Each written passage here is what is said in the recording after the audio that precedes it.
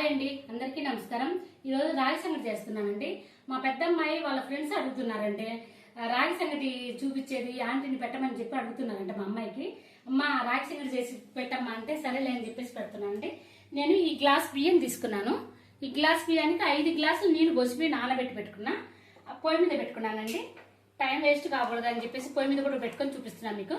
అన్నం ఉడికిపోయింది చూడండి. ఇట్లా మెత్తగా ఉడకాలి, ఇలా మెత్తగా ఉడికిపోవాలండి. ఇప్పుడు దీంట్లో పిండి వేసేసుకుందామండి. ఇంకా ఇది రాగులు నేను చేసి పట్టించుకొచ్చుకొని పెట్టుకున్నానండి మిషన్ దగ్గరికి. రాగులు పట్టించి పెట్టుకుంటే బాగుంటుందండి పిండి మనం ఇంట్లో వేసుకుంటే. దీనికి మనకు సరిపడా పిండి తెలుస్తుందండి. 5 గ్లాసులు నీళ్ళు పోసాను కాబట్టి ఈ పిండి కరెక్ట్గా సరిపోయింది. ఈ కప్పు పిండి సరిపోతుంది. ఇది ఒక 10 నిమిషాలు ఉడకనిద్దామండి. పిండి పోసిన తర్వాత 10 నిమిషాలు ఉడకనిస్తే ఎనుపుకోవడమే. ఉడికిపోయిందండి. నేను కొద్దిగా ఉప్పు వేస్తున్నానండి. రాగి సంగటిలో కొంచెం ఉప్పు వేసి కొద్దిగా ఆయిల్ వేసేస్తే మనకి నీట్గా ఎనుపుకోవడానికి బాగుంటుందండి. కొంచెమే అట్లా.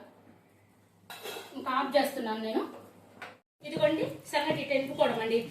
మా ఇంట్లో తెడ్డు కర్ర ఉంది కాబట్టి తెడ్డు కర్రతో నేను సంగటి ఎనుపుకుంటున్నానండి. పప్పు గుత్తితో కూడా ఎనుపుకోవచ్చు అండి. మన ఇంట్లో ఏది ఉంటే అది అట్లకాడ కానీ ఇది ఉంటే చూడండి, చపాతి చేసే కర్ర, చపాతి కర్రతో కూడా చేసుకోవచ్చు అండి, ఎనుపుకోవచ్చు. ఇంతేనండి, మెత్తగా బాగా కలిపిపుకుంటే సరిపోయింది. సంగటి అయింది. దీన్ని చేసే ప్రాసెస్ ఇంకొకసారి చెప్తానండి. ఒక గ్లాస్ బియ్యం తీసుకున్నాను అండి, కడిగి నానబెట్టుకున్నా. బాగా నానబెట్టుకొని 5-6 గ్లాసులు ఖచ్చితంగా నీళ్ళు పడతాయండి. కొంచెం ఆరిపోతూ ఉంటుంది, నీళ్ళు చల్లుకోవచ్చు. 5-6 గ్లాసులు నీళ్ళు పోసుకోండి. ఆ తర్వాత ఇదే గ్లాస్తో పిండి తీసుకోండి. ఒక గ్లాస్ పిండి తీసుకోండి. పిండి తీసుకొని 10 నిమిషాలు అన్నం మెత్తగా ఉడకనివ్వండి. ఉడికిన తర్వాత అప్పుడు ఈ గ్లాస్ నిండా పిండి పోయండి. పిండి పోస్తే 10 నిమిషాలు బాగా ఉడకనియండి. ఉడికితే కనుక బాగా కమల ఉడికిపోయింది, బాగుంటుంది.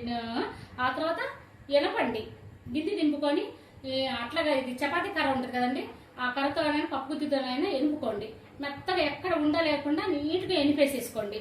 ఎనుపుకుంటే ఇదిగో హాట్ బాక్స్లో తీసి పెట్టుకున్నామంటే సరిపోతుందండి.